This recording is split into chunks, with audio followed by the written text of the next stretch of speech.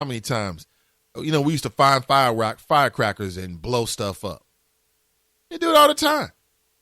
Oh, we pack all our fireworkers and make a little small bomb. You can do that with fireworks.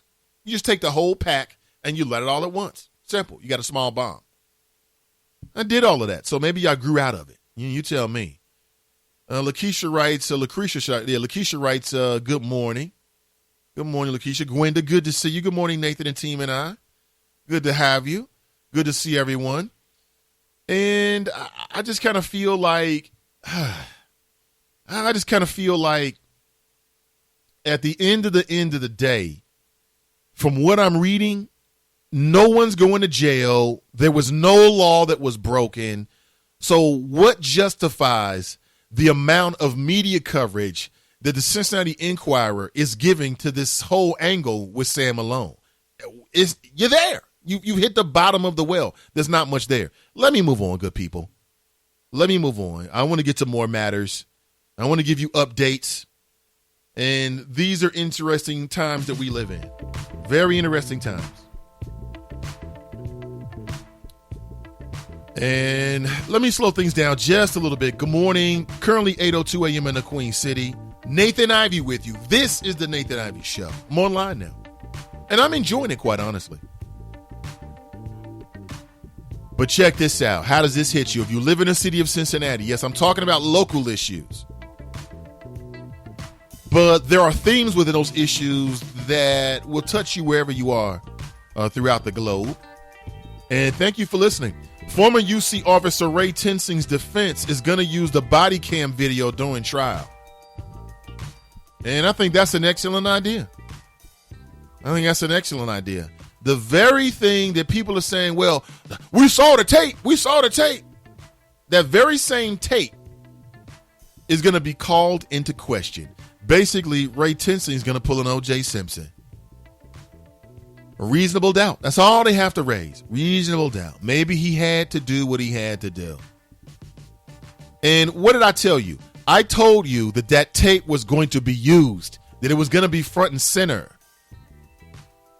Ray Tensing is claiming that his hand was going to get caught somehow and that he had to kill that brother in order to stop the car. I've seen the video many times.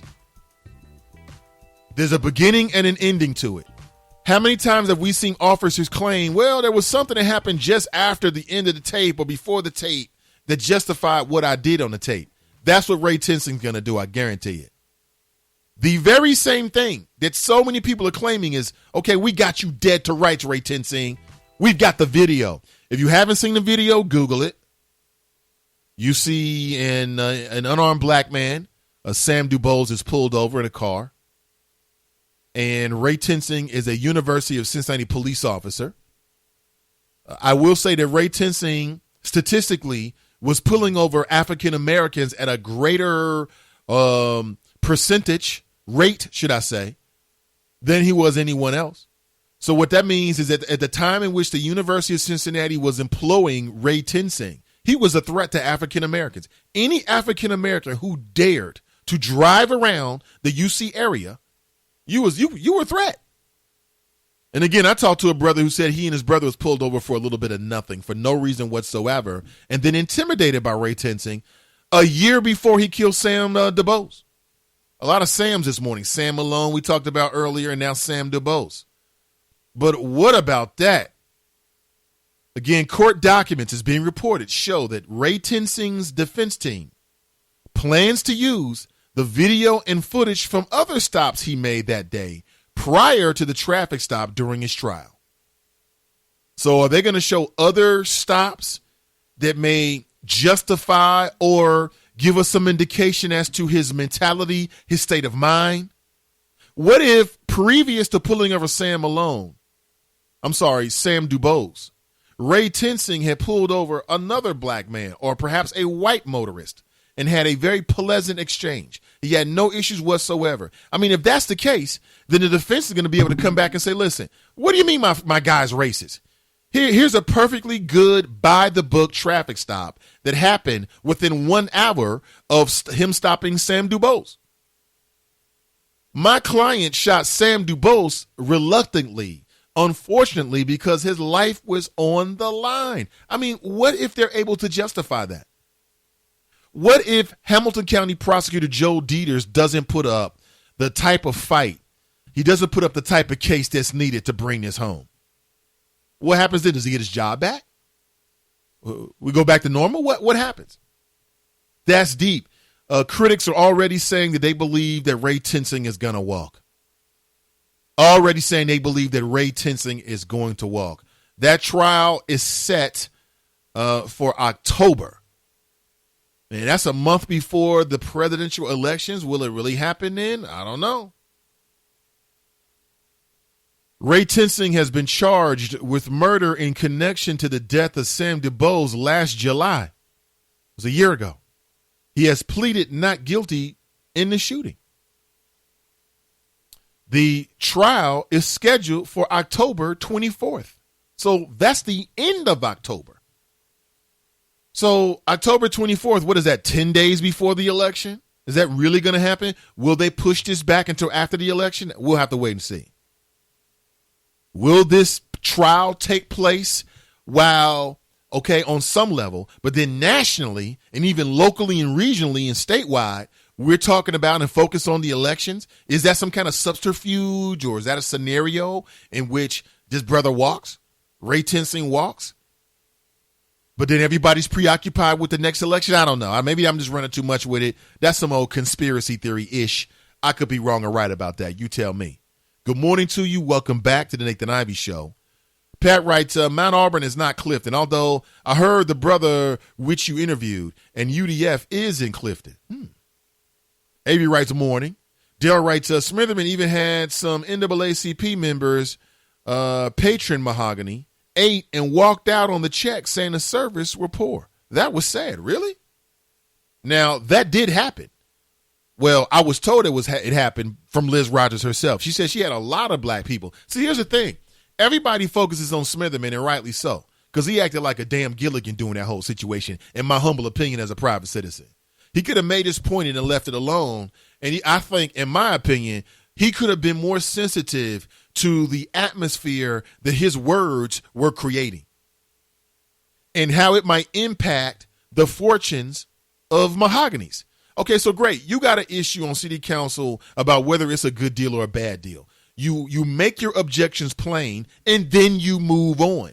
To harp about it and go on about it is to create an atmosphere that I believe cost her a lot of money. A lot of people say, you know what, I love soul food. We all love soul food. But lying to yourself. White folks love them some soul food too. I'm not really sure if that was the right spot. Because if you're leaving the Reds, then they've probably fed you already. You know, they make sure you got your hot dogs and your whatever you get there and your beer. You got all of that. Okay? And when you're leaving, you may not be in a place to sit down and spend another $15 or more than that if you're with your family. You know, that's what I feel like. Maybe that was maybe the city planners have overestimated the impact of having an establishment that's not an overt sports bar right next to these sports venues. That's all I'm saying. But clearly a lot of people decided, you know what, I'm just never going to go down there just to prove a point. It became political. Like, it's not about I want to see her fail. But I just don't believe in government giving money to start these businesses. It's damn near like welfare. And since I'm against welfare, I'm not going to eat in mahoganies. It was crazy. Kiki writes, I must admit, every time I see a UC police car, I get a strange feeling. Well, of course you do. Of course you do. And that's completely righteous. And I think anybody feels that way whenever a police officer is behind you. You're going to feel a certain way. The first thing I think is, what the hell is these? What does these mofos want? That's the first thing I always say. And sometimes I even say it out loud to myself. What in the hell? Now, what is this dude on? That's the first thing I'm thinking. Because I pride myself on being an impeccable driver. Now, I don't want to jinx myself and go out there and do something stupid this week. And if I do, don't blame me. I'm not sure who I would blame. Or even where I'm going with that. Strike that from the record. I'm just saying that when people get pulled over by police officers, they typically feel a little something. Brent writes, terrible spot for an eatery anyway. The Banks during the winters is a no-go. He's right. That was the other thing that killed Mahogany's. It was just a placement of it. Like I said, I think there was a lot of blame to go around for the lack of success of Mahogany's at that location. And I think some of it goes to the folks who even asked her to go down there in the first place. And I believe Charlie Winburn was a part of that. Like, I get it. It's great. You want to support black businesses. But like my man Brent said, in the wintertime when there are no games, when there is no Reds, before the Bengals play or after they leave, there's no reason to go down there. There's no reason to go down there. The other thing is that the Bengals don't really help them a lot because they're so far away. Like, it's not a long walk, but it's a long walk from the Bengals Stadium to where Mahogany's used to be, which was right next to the Red Stadium. And I'm not really sure if you're going to make that walk and then walk back to your car. Now, if you walk over there, if you park underneath there and then walk down, okay, great. You set yourself up with a natural scenario. We're going to go right past those eateries. So why not stop in and get something to eat before we get in the car? But if not, you're not going to walk all the way down there. Like I said, you can even buy condoms on the Banks. You know, a woman can't even buy something sexy to wear. You know, man, you can't even buy a shirt on the Banks. So you need more down there. That was more to it than just the poor service. And again, I heard about the poor service. I did. I even had, some close personal friends who had a bad experience. I will say that I think that black people are a lot harder on black people than they are anybody else. So, for instance, if there are people who went to Mahogany's and maybe the service was slow or maybe you had a bad experience and never went back, I ain't going back down there. Man, I hate it when our people ain't get their stuff together, okay? But they'll go to other places where they continue to have bad service or you have a bad experience because they got what you like.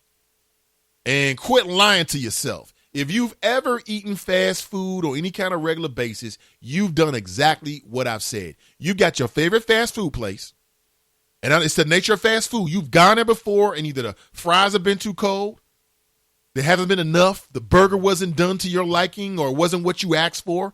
You were upset, you took it back, and you went back. You went back, pardon me. And you went back. But I think with Mahogany's, people politicized it, it justified it. These black folks can't do nothing. The macaroni and cheese was a little bit cold. Why my piece of fish ain't like the other piece of fish? Things like that. Deborah writes, I got a carryout order from Miss Rogers Restaurants once. The sad thing is I heard her restaurant in Hamilton had excellent food and lots of folks went there. Yes, they did. The wife and I had heard about it, and we had planned to go out there. I don't think we did.